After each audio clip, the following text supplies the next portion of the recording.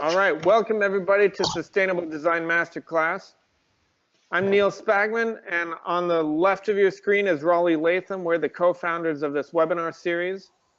And we've been doing this for just over 2 years now. We bring the world's top experts in fields related to sustainability. We've had a really good run on water, and we are going to keep going through March, I believe, on this water series. If you want to check out previous webinars, go to sustainabledesignmasterclass.com. We've got around 45 webinars with some really amazing folks. Really good content. And we are really pleased to have you here today. And before we really get going, please turn off all of your distractions, your cell phones, your other programs, your email, your Facebook, all those social media platforms, because we've got some really interesting stuff coming up that's crucial in, if you like water, if you need to drink it, then this is important stuff. Oh yeah. Well, it's going to go far beyond drinking water, but I have to say I am extremely excited to bring Vlado, Mikhail, Jan, and the translator Jana onto this, because this plan they're going to introduce, Rain for Climate, and the new water paradigm is the most important thing I think I've ever read in my life. You're not hearing about it in any science class, any biology classes, and yet it has the potential to have the greatest impact on climate out of any plan out there. What you're about to learn will flip your understanding of climate on its head. If you listen to our webinar with Walter Jen and Judah Schwartz, you got an intro about the climate impact and the ecosystem restoration impact of water. Now you're going to learn about the global picture for how climate can be restored, ecosystems can be restored by restoring water to the landscape, and the specific science behind it. They're gathering decades of experience restoring water to landscapes and being able to track the climate impact of it. What they're about to show is going to blow your mind. It's going to inspire you, and it's going to want to make you take action, and you'll be able to support them in their upcoming campaign that's going to launch very soon. So without further ado, I am profoundly proud and excited to introduce Vlado Yalchek, Director of Rain for Climate, Michael Kravchik, Co-Director of Rain for Climate, co-author of New Water Paradigm, and Jan Pokorny, co-author of New Water Paradigm. It's amazing to see you all here. Thank you so much. All right. So first of all, just a short intro, just to complete the logistics. So in terms of the webinar, it is basically logically composed of 2 parts. The first one would be the actual webinar. So that would be myself walking you through the presentation. This is going to take somewhere between 40 to 60 minutes, depending on how that goes. And then we are very much looking forward to a Q&A session, and that's the time when Michal, Jan, and myself, we would be very happy to take any questions, should there be any. So that would be in terms of the call. And let me try to share my screen. Very quick check. Are you guys able to see the presentation in a presenter mode? Vlad, you want me to switch it over to you? Yes, please. Okay, I will do that. So you will be the presenter now.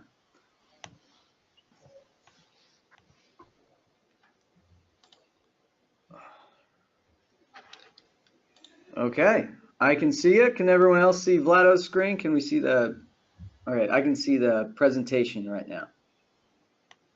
Okay, are you able to see the website right now? Yeah, looks like everybody can see the website. Yes, okay. Yes. Yep. Sounds good. Sounds good. So thanks a lot for the introduction, much appreciated, and we'd like to welcome everyone on the webinar. It is actually a great pleasure to speak in front of so many people. And first of all, as far as the content of the presentation, what we are going to do is actually we are going to start off with the energy and how the energy behaves and flows on our planet Earth. And this, whatever will be stated, will be partially supported by the scientific evidence. We are going to bring up also some controversial topics just to spice things up a little bit. And by connecting the dots, we are going to make our way to water and to basically to explain why water is so crucial in terms of the climate restoration. Good, so we are going to start off with the energy as promised. So first of all, as far as the sun goes and the amount of energy we are getting from the sun can be perceived as a very generous source of energy. We are getting the solar radiation intake of approximately 10 megawatts per hectare or 2.5 acres. Now, this is kind of difficult to imagine these numbers. So you can think of it as of having 2 blocks of a nuclear power plant radiating on a surface of 4 square miles or 10 square kilometers. This is something just to put things in perspective. So we are talking about huge amounts of energy that the sun is radiating onto our planet. And there are several different ways on how the distribution of the energy can behave. And here I will try to work with the highlighter for the first time. Okay, good. So we are going to start off with the well-saturated landscape. So if the landscape is saturated with water, good enough, then a large portion of the energy of the daily solar radiation input is going to be absorbed into the evapotranspiration. So we are talking a huge number, somewhere around 70 to 80% of that energy is going to be used just to vaporize water, literally. Then we have approximately 5 to 10% of so-called sensible heat. This is the heat that we can actually literally feel on our own skin. And then we do have some minor 5 to 10% loss in terms of the heat flux to the soil and the reflectance. Now, this is a crucial information because if we compare the distribution of the solar energy with the landscape that is dry, this is a very significant number. So what happens is, again, the energy loss is about the same on any type of landscape. But if the landscape does have very little water, then only around 10 to 20% of that water is going to be used to vaporize it. And the rest needs to go somewhere. And since it has nowhere to go, it's going to turn into so-called sensible heat. We are talking about the 60 to 70% of that energy intake. So if you think of it as that power plant and that amount of energy turns into heat, we are talking about significant amount of heat. Now, what happens afterwards is basically in accordance to the law of the conservation of energy. Again, on the well-saturated landscape, basically, since the water is being evaporated, it is basically literally cooling off the local environment, since the energy is being consumed on changing on the state of the water, and then the vapor actually goes upwards within the atmosphere. Now, in the higher levels of the atmosphere, it hits the dew point. And when the dew point is being hit and the water condensates, the energy is being released over there. And this is how the clouds and later on the rain is being formed. After this happens and the conditions are favorable, the rain comes back as a sort of cooling medium back onto the landscape, and the whole process occurs again. This is quite different to the dry landscape, because what happens is that the heat intake hits the landscape, and since it has nowhere to go, in terms of the law of the conservation of the energy, it just turns into the sensible heat. But since there is a medium missing that would take the heat somewhere else, it just remains in the lower level of the atmosphere. So what's happening is that the atmosphere or the troposphere is getting hotter and hotter as more and more energy stays in the lower parts of the atmosphere, and it does not get transferred to the upper levels of the energy because simply there is no means on how to do that. Now I'll be moving on to the next slide, but just a second, need to erase the drawings. Good. Now, to make such a statement, one should have a good evidence. So what we are looking at is actually the small town in Czech Republic where Jan is working. This is the town of Třeboň in Czech Republic, in south part of Czech Republic. And here on this picture, you see the landscape, the urban zone as we usually know it. Now, here on this landscape, I would like to bring your attention to three particular spots. First would be the rooftop over here. The second one would be the square all the way down. And the third one, just for sake of this webinar, please have a look on the trees, but not on the shady area, but on the upper part of the trees where it's obvious that the sun is shining up there. And this is how the picture looks like in the infrared camera.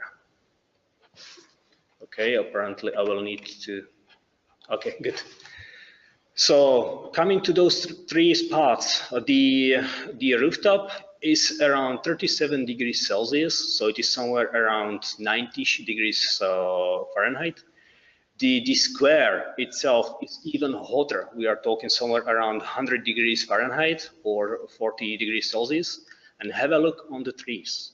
The trees, regardless of whether there was direct sunlight or we are talking about the shade, it is less than 10 degrees. This can be explained by no other means than the evapotranspiration, which means that the trees, as such, they basically draw the water from the soil and groundwater, and they breathe it out, literally.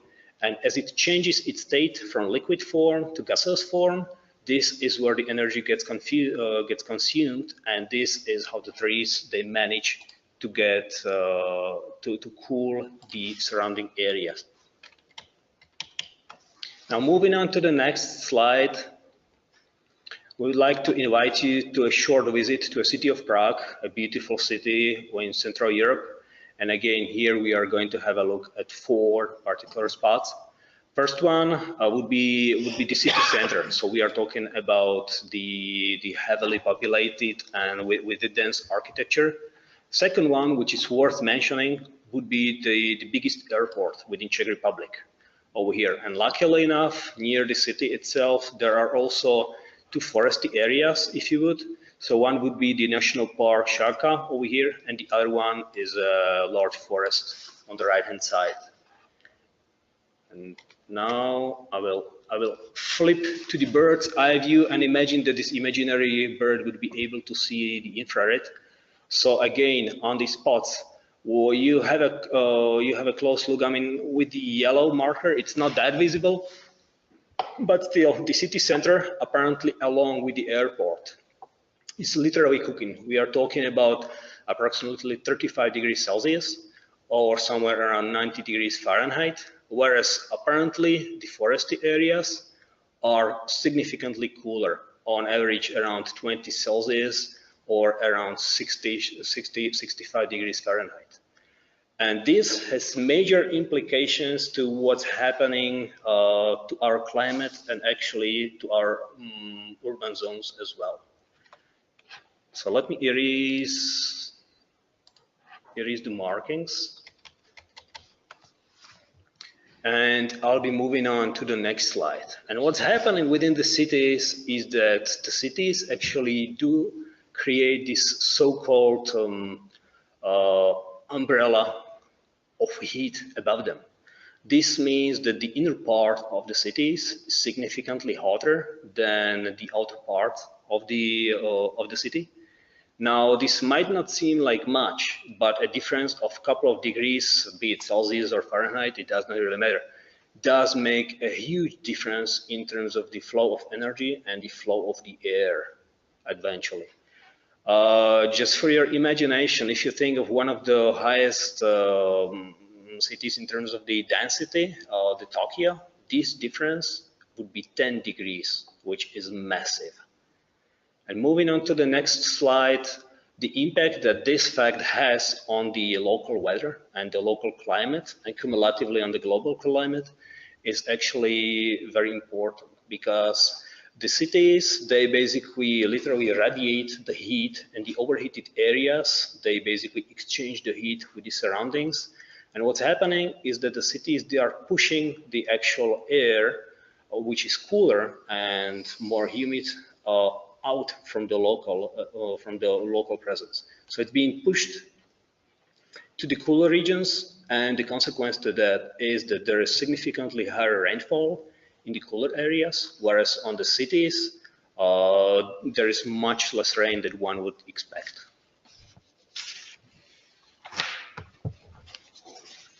Okay, now moving on to the next slide, we are going to have a look on the actual water cycle. So everybody is more or less familiar with the big water cycle. Now this is basically the exchange of water between the oceans and the continents. So everybody is aware of that. But what is most important is that there are also these so-called small water cycles. Now the small water cycles, so this is basically, you can think of it as a closed cycle of a water which is being evaporated from the region, and then it falls back more or less as in a form of precipitation on the very same region. Now, and this is basically each of those cycles, you can think of it as a small and very efficient AC unit. So it is basically literally transporting the sensible heat from the lower areas, and it is transporting it to the upper areas of the atmosphere, and such effectively it is A, cooling the actual troposphere locally, and B, it is actually transporting the energy upwards where it is being radiated to the outer space. If the energy remains within the troposphere, it's going to cause turbulent phenomena such as tornado and so on and so on. Now the problem is that with the urbanized zone or the industrialized agriculture, is that there is a significant runoff in terms of the precipitation, and there is very small groundwater recharge. And all of the water that is being lost in terms of the runoff is actually missing somewhere. And the somewhere is the actual small water cycle. So the more water we are going to lose in terms of the runoff, the less efficient that local small water cycle is. And the less efficient it is, the less energy it is able to transport to the outer layers of the atmosphere, and the more sensible heat remains in the surrounding troposphere. Now let's have a look on what was just told as a run chart in time. So basically, as we have this runoff and this old paradigm style architecture, there is, over the time, there is lesser and lesser evaporation and infiltration in terms of the water. Now, what this happens is that locally, apparently, there is also precipitation, which is basically diminishing over time. And the consequence to that is that over the time, the small water cycle is getting weaker and weaker and weaker as the water is being drawn somewhere else. The consequence to that is that there is significantly larger amount of energy which remains in the troposphere. The amount is increasing, and it is increasing up to the point that the turbulent phenomena will start to occur more and more frequently. Now, moving on to the real life from the graph, what we are looking at is actually one of those turbulent phenomena, which is the heavy rain. I mean, the heavy rain as such is basically nothing else but a high density cold or cooler clouds with huge humidity, and these are pushed or clogged together because they have no means on how to disperse on the larger area. And what happens is that in this fashion, you are going to get heavy rain on a small area in huge amounts. And on the rain actually then drops on the landscape, but the actual landscape nowadays looks like this. So as we started to industrialize the agriculture, what's happening is that we are massively deforesting the landscape.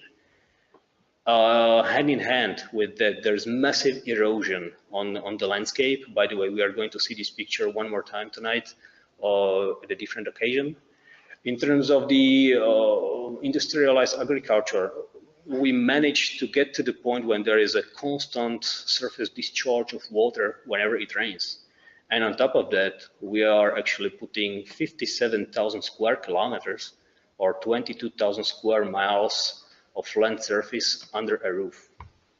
If you connect the dots, then what's happening is, for example, only those 57,000 kilometers of asphalt, they create so much radiation and so much heat in terms of the sensible heat in the troposphere that it is unbelievable. And the consequence to that is what we are currently experiencing worldwide. First of all, the landscape, as we shown previously, is not necessarily capable of holding much of the water that falls there. And once we get the heavy rain, the flooding is almost imminent. And with such heavy floods, we are losing also soil. We are losing sediment. We are losing all of the essential parts of the soil. And eventually, what's happening is that the desertification takes place, and we are going to turn the landscape efficiently into semi-desert or desert. Now, related to that is that apparently it's very difficult to live in these areas. So associated with the desertification, there is the immigration of people. So we are talking about large quantities of people moving to different areas. And when you have these climate change immigrants, as we call them, these people move around and they destabilize the local economies. And once the economy gets destabilized, the whole system falls apart. Now, today we would like to focus mainly on the US because we do have a good data set on the US. So this picture actually shows the primeval forests as they used to be and as they are as of today on the continental US. Now, as you can see, apparently in the 60-20s, half of the continent was actually half the forest, the primeval forest. We are specifically talking about the primeval forest due to the fact that this is a very efficient ecosystem in terms of the small water cycle. And apparently, as the forests were diminishing, they were replaced by industrialized agricultural land, urban zones, and also managed forests. But the managed forests, the human managed forests, are different to primeval forests. And it is quite common then managed forests do lack water as well. And consequence to that is that now we are going to have a look on the actual real life scenario of the Superstorm Sandy. So this is what the continental US inland looks like, and it is quite common. And once this type of land receives heavy rain, it's not able to absorb it. So once there will get heavy precipitation, it is almost constantly underwater. And this is how it looks like when the Sandy did touch the continental US. Now, this happened in 2012 in October timeframe, and this was actually prior to the record drought in the US. And this is the drought monitor from August the 12th. But apparently, whatever date you would choose around this year, the map would be more or less the same. So you can think of it actually as sort of a heat map as well. So we are not looking at the drought only, but the darker it is, the more sensible heat there is, and the more energy there is being absorbed within the local troposphere. And hold and behold, this is where the Superstorm Sandy landed. And it suggests that the superstorm and the cool and humid air was not able to get inland due to the fact that there was sort of, you can think of the sensible heat as sort of a radiation upwards, within the troposphere, which is pushing the cooler air out towards the edges of the continent. And this is how it looks like, what happened with Sandy. And Sandy, as many of the hurricanes, is being born just by Africa, by the coast of Africa. And as they travel, they basically get the strength, and then they are within the Gulf of Mexico or around the continental US. They are basically taking the curve in this fashion. Now, this would be a little bit sort of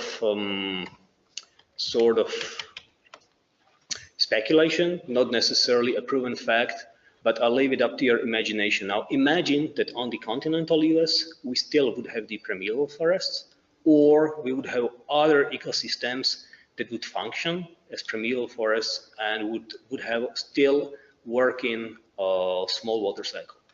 And imagine that we would be able to get the Africa, or at least part of the Africa, the coastal part, green. Now, I wonder a little bit, what would this map look like, and what would the damage look like in terms of the hurricanes? And one more map to look at. Now, this, in terms of the coloring and the placement of the dense areas, might look familiar, but this is actually a different map. What we are looking at is the occurrence of tornadoes. And again, if we state that continents as such, when they are overheated, they are capable to create the turbulent events and phenomena. And on the other hand, we have a look on the objectively measured occurrence of the tornadoes. Again, this logic suggests that there is a close connection between the occurrence of tornadoes and the amount of sensible heat present in the troposphere.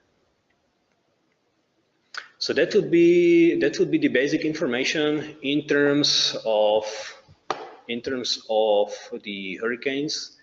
And now we are moving on to California and the situation in California. Excuse me. So this is how California looked like earlier, back in the days, when the small water cycle was still saturated. So most likely at minimum part of the country was well saturated with water.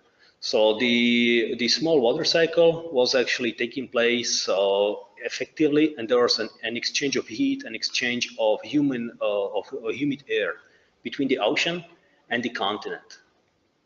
And this is how California looks like nowadays, particularly in summer. So what's happening is, due to the industrialized agriculture and the urban zones that are quite heavy in California, the water cycle is being emptied. And actually there is barely any left in terms of the water. And what's happening is that the colossal amount of energy that is being radiated upwards is actually pushing the humid air from the ocean outside. So it's not letting the humid and cooler air in because of the pressure. And this is closely related also to the wildfires and the winds and wind gusts that are actually supporting the wildfires. I mean, apparently, if you have a bare bone dry country, it's enough to have one spark, and the wildfire is a never stopping event. And this is how California functions in terms of the winter time. So the energy intake is slightly lower. Therefore, the overall energy that is being radiated upwards is actually smaller. And on the areas where the energy is low enough, it lets the cooler air from the ocean in. But again, since this is actually this is turbulent event, what's happening is that significant amount of clouds get inland. Again, on one area, the heavy rain takes place, and once the heavy rain falls down on the soil, the soil as such is damaged and is completely dry. There is nothing to hold it together. So the soil literally turns into mud, and if the conditions are favorable, there is not a problem for a mudslide to happen. Also, with the heavy rain, the water is actually pouring over the top of the soil because it is barely absorbing any. So the floods are quite common and easily to be explained.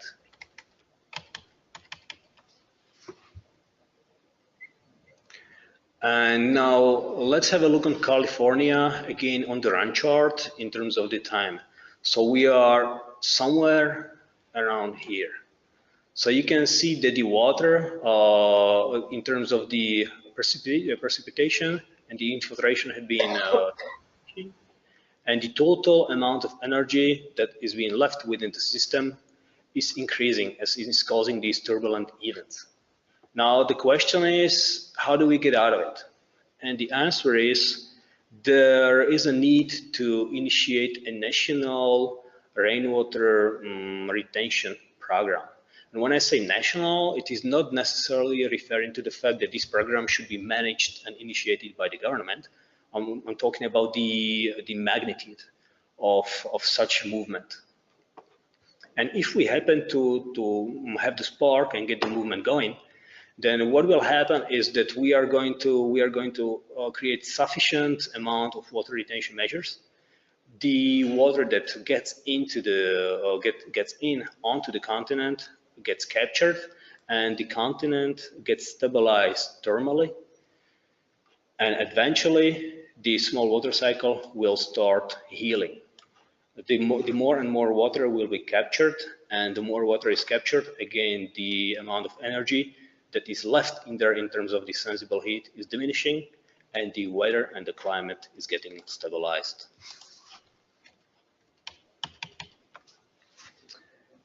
So now it's probably the best time to have a look on the old water paradigm versus the new water paradigm. So what we are looking at would be actually two schemas of the two. So first of all, and most important, in terms of the water as a source and a reserve, the old water paradigm perceives the surface water to be the precious one. So you can think of it as these huge dams that are being built. Whereas the new water paradigm states that it is the rainwater, and actually the rainwater within the ecosystems that is both the source and the reserve. This is absolutely crucial, the statement within the ecosystems.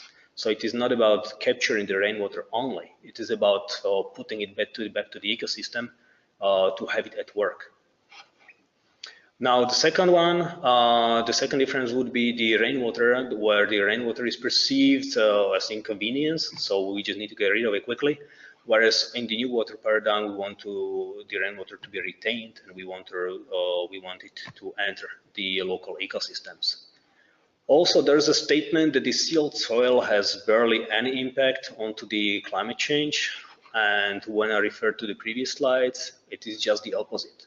We just shown that the sealed soil, at minimum, has the potential to release colossal amounts of energy within the troposphere. So this suggests that it has very much to do with the global warming, or we translate this into that it has very much to do with the extreme weather events.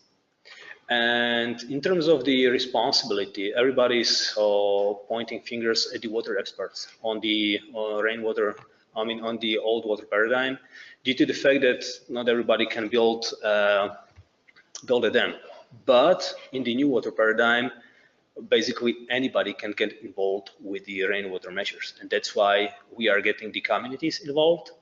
And that's why in terms of the groundwater recharge, this is significant as opposed to the old water paradigm.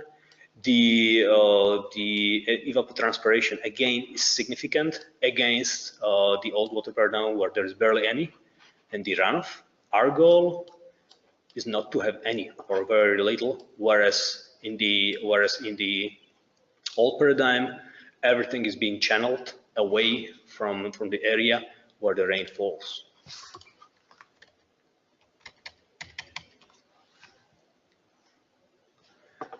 Now, so basically the key is the rainwater retention. And what does it mean in terms of definitions, if you would? We basically want to leave the rainwater where it falls, or as close to the area where it falls as possible, in terms of and allow it to enter the ecosystems and to restore life. And there are also some ethical responsibilities and principles that one should follow. So first of all, this solidarity means that only the water retention measures that are implemented should not worsen the situation upstream or downstream within the watershed where they are implemented. This is absolutely crucial. It's not a good thing to solve your own problem and just move it onto your neighbor. Second one, in terms of the partnership, all of the involved parties need to be discussed. So here we are talking about the forest rangers. Here we are talking about the landowners. We are talking about officials. We are talking about administrators. Anybody needs to be brought behind one round table before the water retention measures are being designed. The natural processes should be basically resurrected or supported by the rainwater retention. This means that basically the local biosphere should be supported and should benefit from having the rainwater in place. In terms of the subsidiarity, we want to aim on having this rainwater done on as level and on as low level as possible in terms of the governmental structures, because it is the local communities and the local governments that know the best their environment, their specifics. And in terms of sustainability, if we are going to proceed further, then we are actually creating the future for our children. Moving on to the actual rainwater measures and the actual implementations, if you would. So this is how some of the rainwater measures look like, and these are specifically designed for the landscape. Excuse me. This is just a small flavor, if you would, from a catalog of over 5,000 types of different rainwater retention measures. And you can do rainwater measures not only within the landscape, but also within the urban zones. The whole logic is to cut the pipe literally between the rooftop where the water is being harvested and the nearest creek, and have the water to sink in and work with it. And what you can do and what you can achieve is epic. This is how a healthy urban zone could look like. So the quality of life is getting higher. The area in terms of the energy flow is functioning well. It looks nice.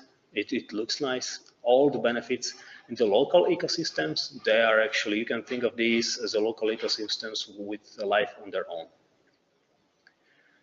And so when the water retention measures are implemented on the landscape and they are designed well, they are able to achieve almost something that is difficult to imagine, which is rain restoration. So when we do have, for example, a landscape similar to this, where you have a mountain chain and there is a desert area behind, and you design the rainwater measures well enough to capture some of it, what happens is that the water gets captured. It evaporates, it creates the local clouds, which shade the local area, it cools off the area, and it creates the possibilities for the rain to come in more and more towards the inland, and you can turn the semi-desert or desert into green area.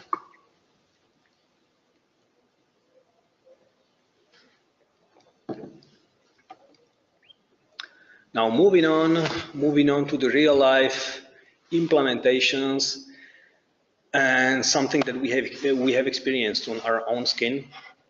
So in 2010, there was the Landscape Revitalization and Integrated River Basin Management Program, as we call it. This was basically a national program in Slovakia.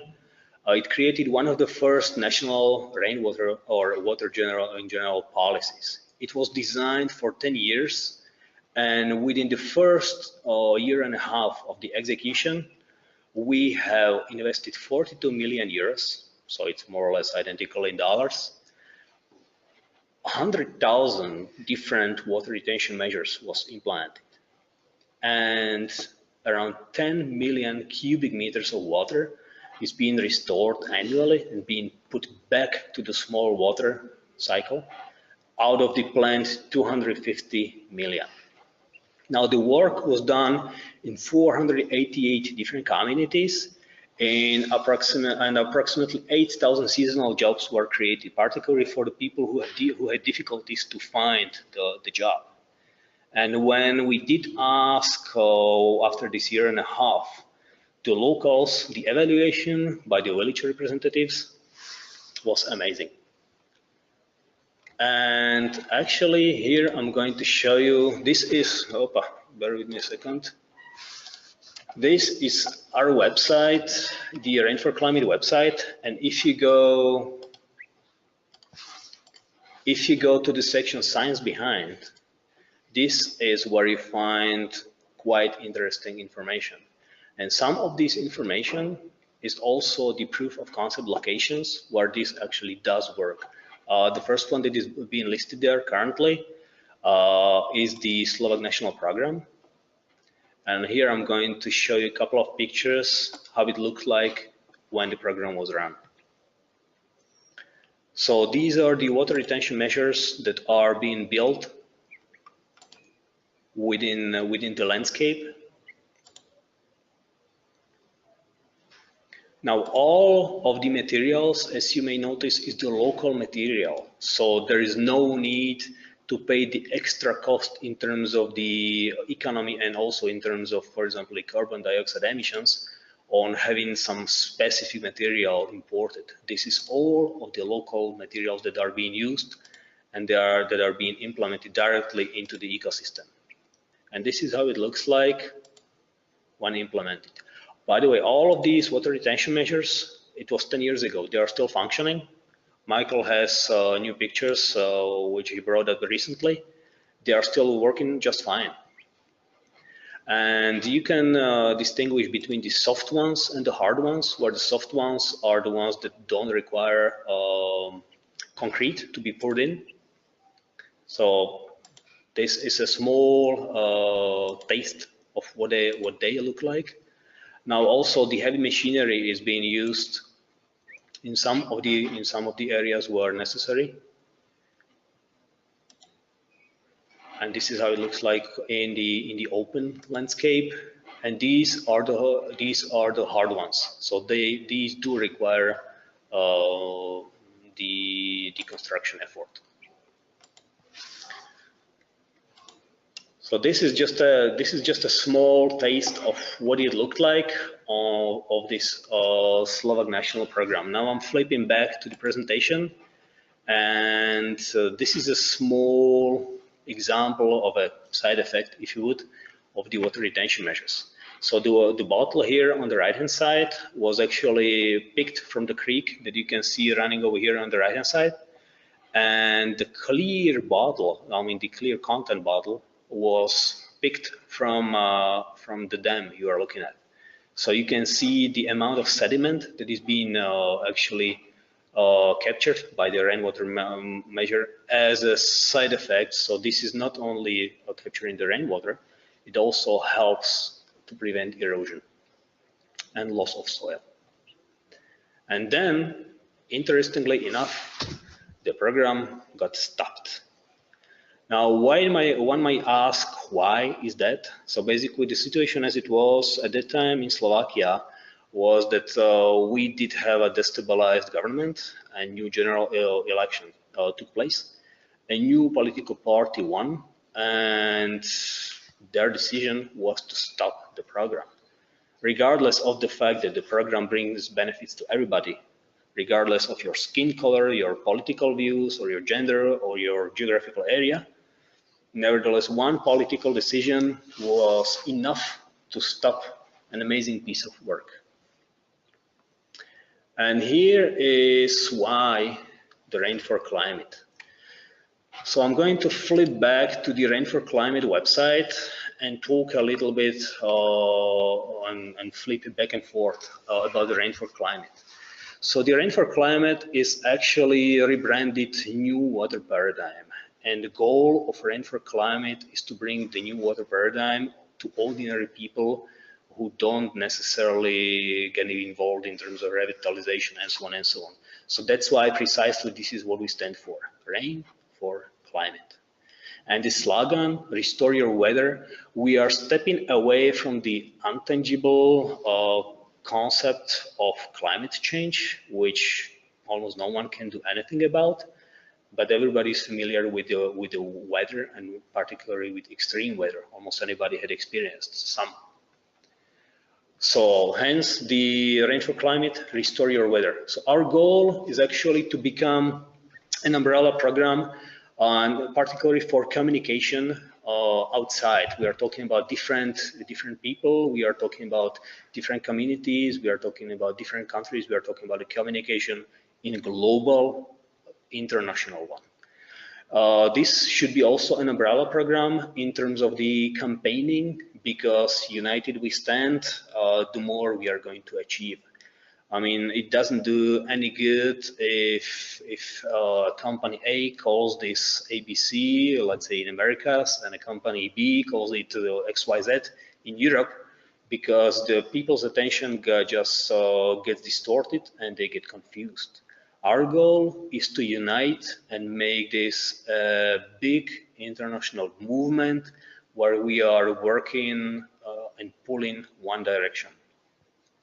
The second goal would be the center of excellence. So our goal is to cooperate globally, and also to be sort of the data repository of the valid information.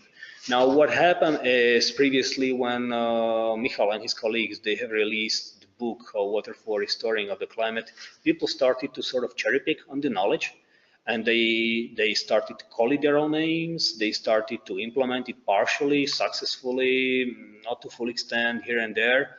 And this is what we don't want to do, because it hurts the concept. When someone implements this not the right way and it stops functioning in a couple of years, it does not do any good for the philosophy and the whole thing behind.